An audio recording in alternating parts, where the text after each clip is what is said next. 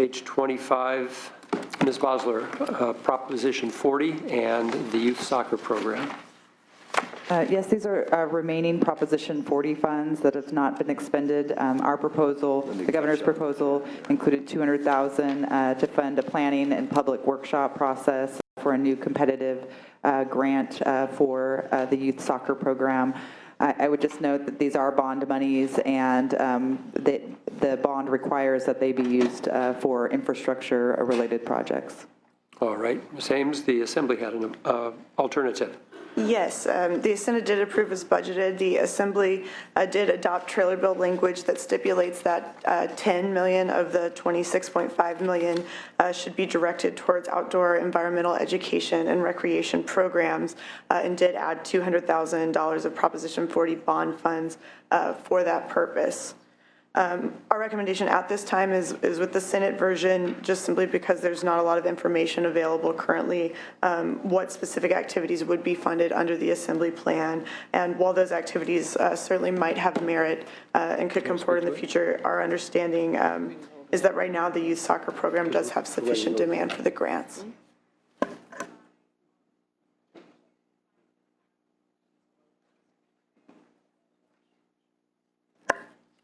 And Ms. Bosler, any response to Ms. Ames?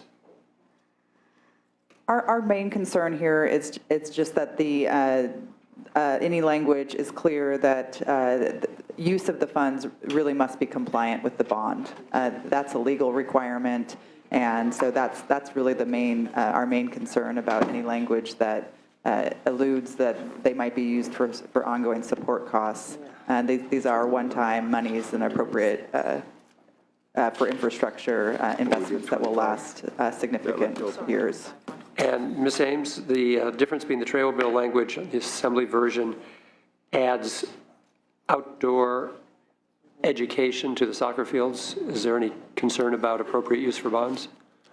Yes, it does add outdoor environmental education and recreation as what's based on the language.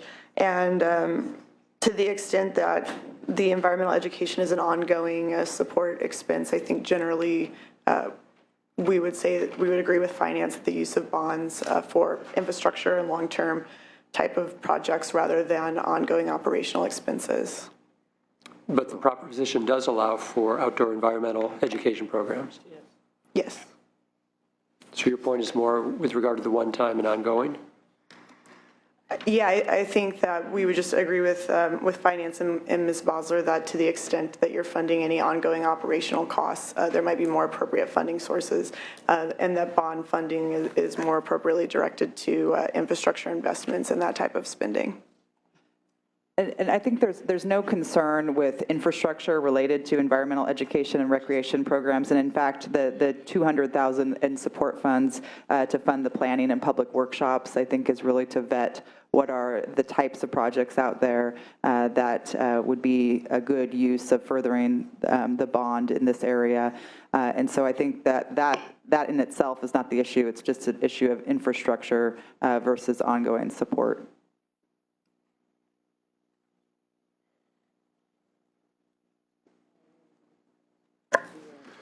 Council.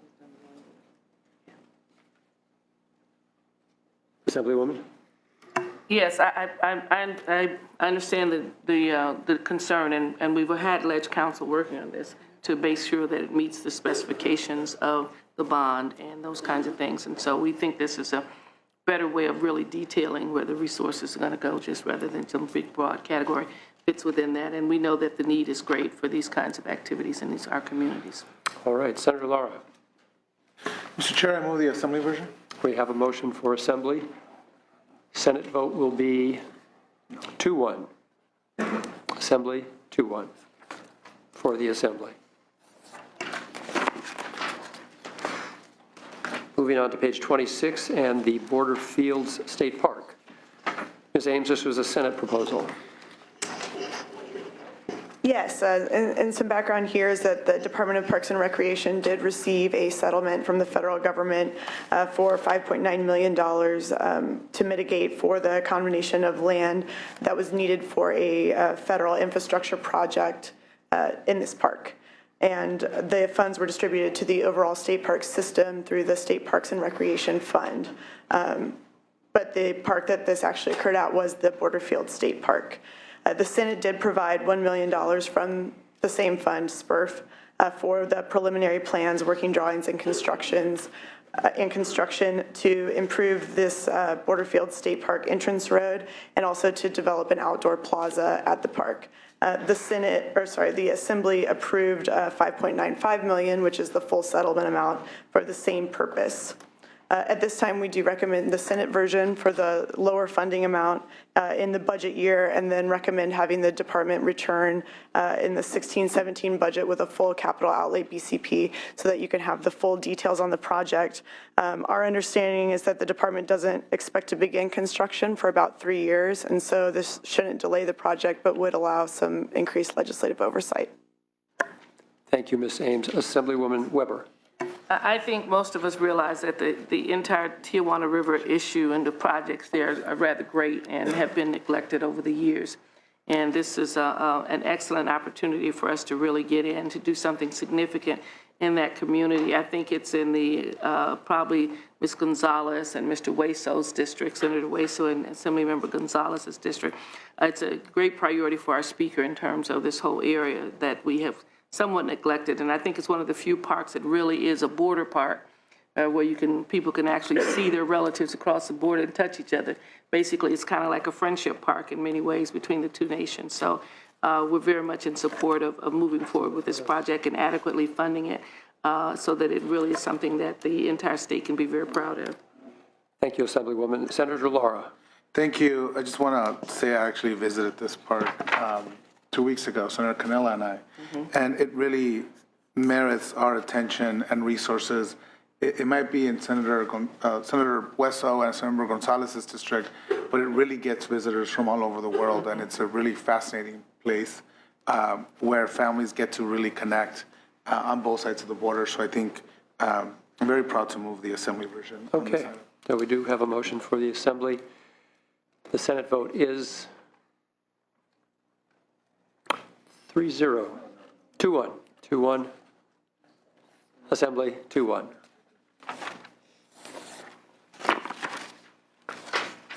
Page 27, donations and gift limits. Department of Parks and Recreation, May revision proposal. Yeah, this is an administrative simplification proposal that the governor's budget included in the May revision. This is something we've struggled with at the Department of Finance for some years, but we do want and encourage the Department of Parks and Recreation to take donations that they receive.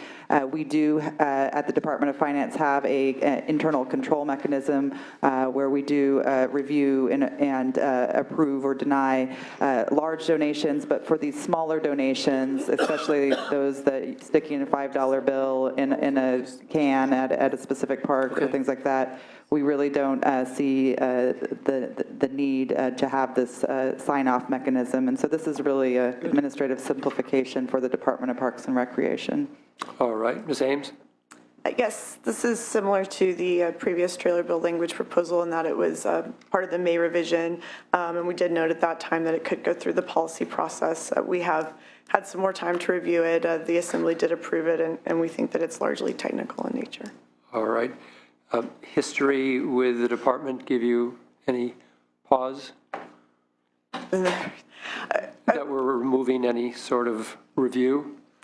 Well, you know, the history of the department does require a little bit more scrutiny, but I do think, especially in this case, my understanding is that this largely codifies what is current practice, and as Ms. Bosler noted, there are other checks. For example, while approval is not necessary by Department of Finance with the proposed language, the department would still have to report to Finance at the end of the year on all of the gifts and donations that they received throughout the past year. So I think there would still be sufficient oversight. Thank you, Ms. Ames. Assemblywoman Weber. Yes, we'll move the Senate proposal. We have a motion for Senate. 3-0 Senate, 3-0. Assembly. Capital tour guides. We love our guides. This was an Assembly proposal. Ms. Ames. Yes, the Assembly did act to shift funding for the existing Capital Tour Guides program, which currently costs about $1.4 million, from the Assembly operations budget to the general fund, and the Senate did not take action on this item. We do have an LAO compromise that we've put forward, which would be to fund the program at its current amount of $1.4 million through the State Parks and Recreation Fund on a one-time basis for the 2015-16 budget year, and then to have the department return for the 2016-17 budget with a full proposal for the ongoing funding, complete with workload justification. I appreciate the thoughtful compromise. I appreciate the suggestion for the fund source. I appreciate the one-time. I have a note that when the Assembly did add this at its last hearing, there was no testimony and no background. Do you have any concern that a workload has not been justified? It did get added into the final Assembly hearing. I have not actually seen a workload analysis for the program, but my understanding is that this is the current size of the program, and so I think that this amount would provide, the kind of stopgap measure so that the program can continue uninterrupted, and then we can get all of that information next year to reevaluate. So clearly, again, with the one-time funding, this is to take care of the immediate situation. Ms. Bosler. This was not part of our proposal, but just wanted to note between the action on the border park and this action, we would have some problems with the State Park Recreation Fund. It would be in a negative balance. So that is a concern that we have. Not that the funding source is not an appropriate one. I think it's an appropriate one, but there is just a matter of priorities related to the amount of funds that are available. Ms. Ames, you don't have any concern using this fund one time for $1.4 million? I think using the fund one time, I will have to go back and check that with the full $5 million amount, but I would note that the $5 million for the Borderfield State Park was intended to reflect settlement money that should also be coming into the State Parks and Recreation Fund, and I'm not sure what the timing on that would be. I'll double check that. You stand by your compromise at this time, or you think we should hold this open? I think at this time, the $1.4 million would be good to continue for a one-time basis. Senator Lara, how do you feel about that compromise?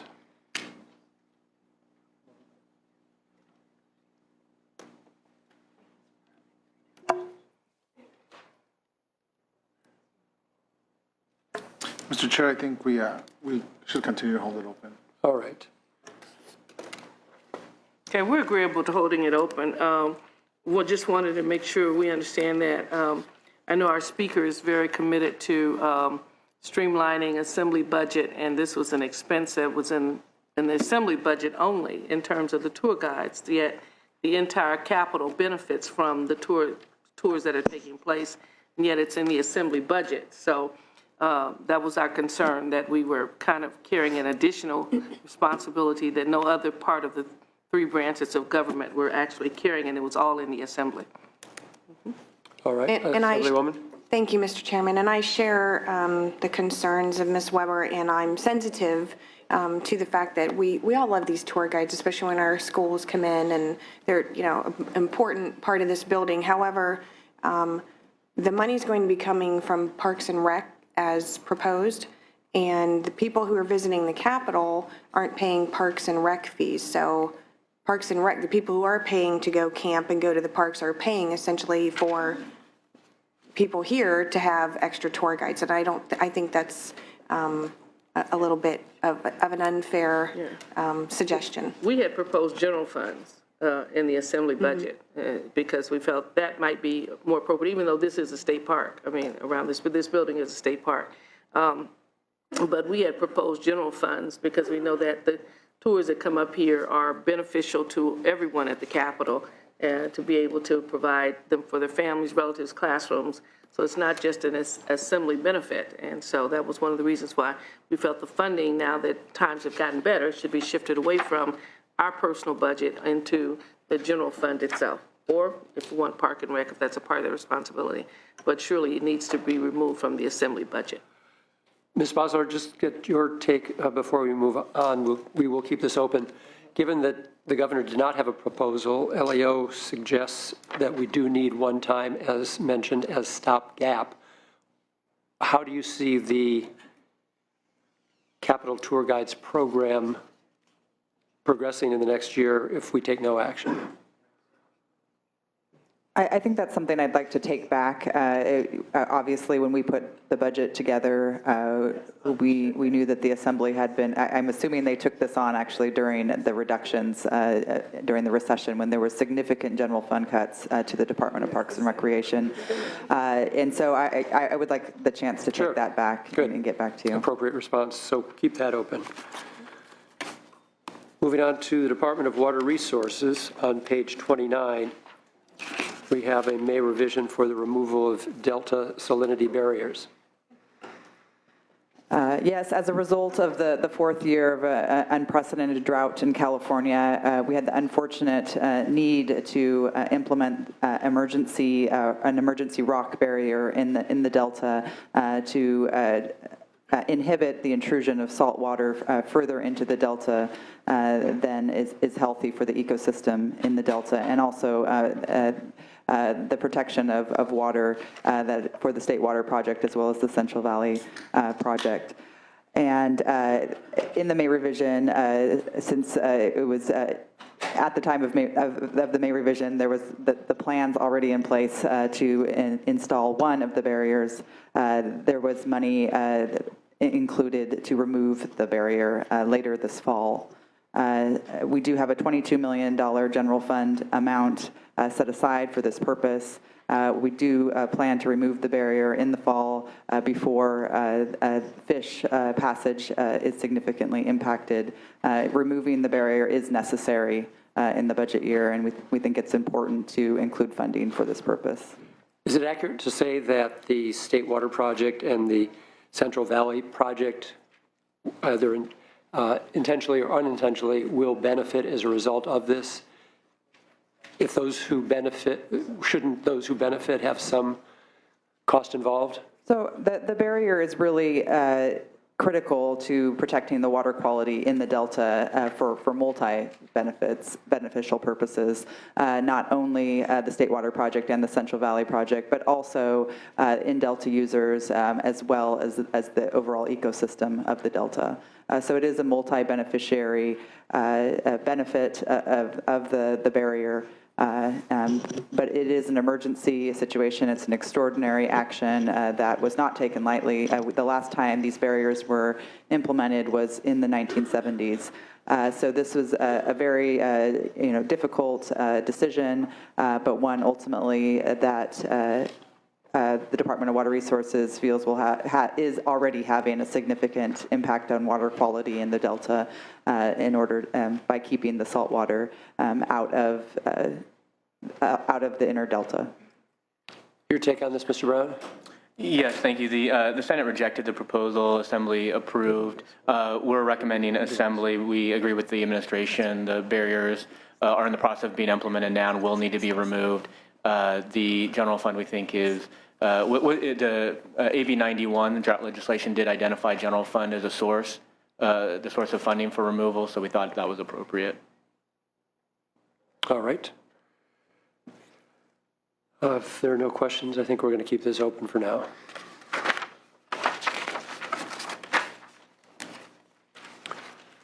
Page 30 is the flood-safe multi-benefit provisional language.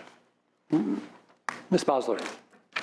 I understand there's a compromise on the Senate language that we are supportive of. All right. Mr. Brown? I think the compromise language is reasonable. Okay, I don't have the language with me, but we'll move the compromise language. You have provisional language? Sure. My understanding is that the language will ensure that the project benefits more than flood, such as wildlife, habitat, or ecosystem restoration. Okay, yes. Okay. So all on board with that. Compromise, Senate side, 2-1, Assembly, Do what? 2-1.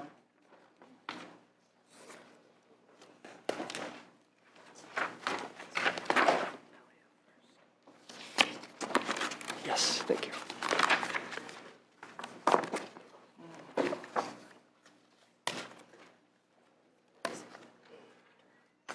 Mr. Brown, I know you have a handout. Yes, thank you. It's being distributed now. The issue on page 31 is drought funding and as well as various language items.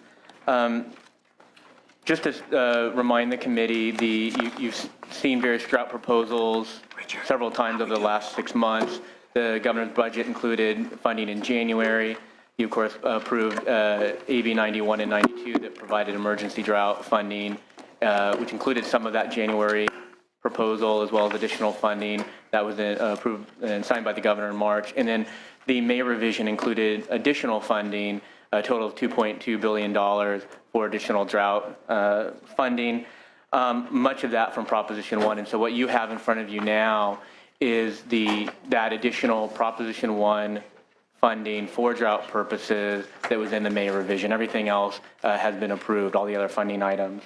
As you can see in the handout, page 1, we identify the different pots of funding that would be supported by this $1.9 billion. Senate approved this funding, and the Assembly approved it with the exception of reducing the funding for groundwater contamination and water recycling by $1 million each in order to send the package to conference. As I mentioned, there's a large number of language items in front of you for your consideration. Starting on page 2, the administration, as part of its May revision, proposed 9 different trailer bill items.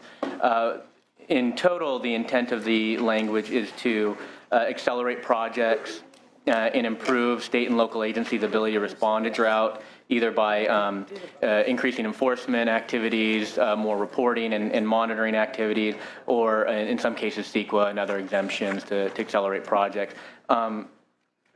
Would the chair like me to walk through each one individually, or? No, we can keep it general if you want to touch on any other highlights. We do itemize each one of those 9 issues in the agenda, and I know the committee members have had that. So in that case, just as I said, again, several of these proposals would be designed to increase conservation efforts, improve conservation efforts, both at the state and local level, as well as to accelerate projects. Those are probably the 2 most common themes of the language. If you actually skip ahead then to page 4, we describe the Senate action, language actions. The Senate did not take action on those trailer bills proposed by the administration, but it did take other language actions, and I'll walk through those very quickly. All right. And those are on page 4. It approved budget bill language related to one of the pots of funding in Proposition 1. It sets aside $475 million to address various statewide obligations such as saltancy and other items. The language would require the Natural Resources Agency to come forward with a plan on how it would spend that allocation. Also adoption of trailer bill language allowing the Water Board the revolving loan funds that they have to be used as a match for Proposition 1 funds. There's also trailer bill language for fish screens. This would require the Department of Fish and Wildlife to prioritize fish screen projects on the Sacramento River. There's trailer bill language related to the Pacific Flyway. This designates $10 million of Proposition 1 funds to be used for high priority projects, providing refuge water related to the Flyway. There was trailer bill language related to conservancies. This would do 2 things.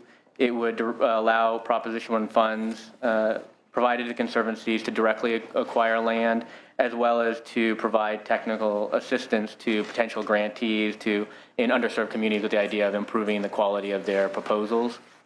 And lastly, the Senate rejected administration budget bill language that would allow the Department of Fish and Wildlife to shift their Proposition 1 funds between capital outlay and local assistance purposes. If you turn to page 5, we identify the actions the Assembly took on various language. With respect to the governor's proposals, the Assembly did not take action specifically on the administration's proposal, but did adopt placeholder language designed to with similar purpose to provide the necessary tools to assist state and local water entities with the ongoing management of the drought. And then they adopted 2 other items as well. First, accountability language, trailer bill language that would require departments receiving Proposition 1 funds to evaluate their outcomes, report these outcomes, as well as take other actions such as reporting project timeline and spending updates on the accountability website. And then lastly, the Assembly adopted some other budget bill language that you actually heard yesterday in the state administration agenda and took action on already, so I won't describe that. If you turn to page 6, we don't have specific recommendations. This obviously is a very big package with a lot of items for your consideration, but just a couple of comments. First, with respect to the overall funding amount, clearly there's been an interest by the legislature to accelerate funding, to get that out, to get projects and address the issues and ameliorate the effects of the drought. With respect to the administration's language, we certainly agree with the general intent of the administration that if there are actions the legislature can take to accelerate projects and take other actions that can help address the impact of the drought, that of course would be very important for the state today.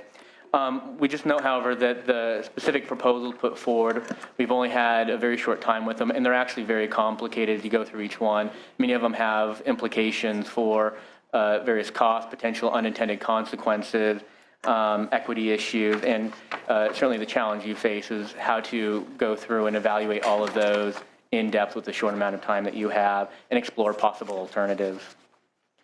With respect to the legislative language that was added, first of all, we think that a couple of pieces adopted by the Houses related to accountability have a lot of merit, and we'd support those, specifically the Senate language related to statewide obligations and the Assembly language related to accountability reporting.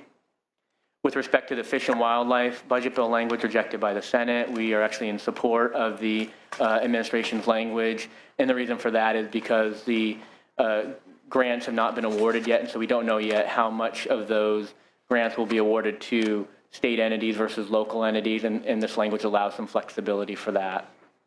And lastly, on page 7, we just note what the other legislative language proposed. Certainly, to the extent it helps clarify legislative intent, we think that adds a lot of value. We would just note that with respect to things such as fish screens, Pacific Flyway, and conservancies, you'll just want to make sure as you draft the final language that it's done in such a way that it's consistent with the requirements of Proposition 1, specifically requirements about competitive selection of projects and the prohibition in the bond that the legislature cannot appropriate funds for specific projects. Thank you, Mr. Brown. Very comprehensive and succinct. We appreciate that. I want to thank the governor and the Department of Finance for your responsiveness to a letter that the Democratic caucus in the Senate had sent to you about a month or so ago. And we appreciate that Senator Pavley and Senator Wolk took the time and concern to find a way that we could expedite some of the expenditure, some of the projects to be expended on as a result of the passage of Prop 1, because the needs of the drought are so very great. So it's been a good working relationship. I know there's a lot more to talk about specifically with regard to the language itself, but otherwise I think we're moving in the right direction. Thanks to the voters of California, we've passed Proposition 1. We've got to make sure that we get it to them as quickly and as efficiently and as effectively as possible. So we'll be keeping this open. Yes, Ms. Bosler, did you want to speak to that? Just that the drought continues to be a major effort for the state. We have a multi-agency drought task force that meets weekly internally with all of the participating departments consumed by drought on a daily basis. There is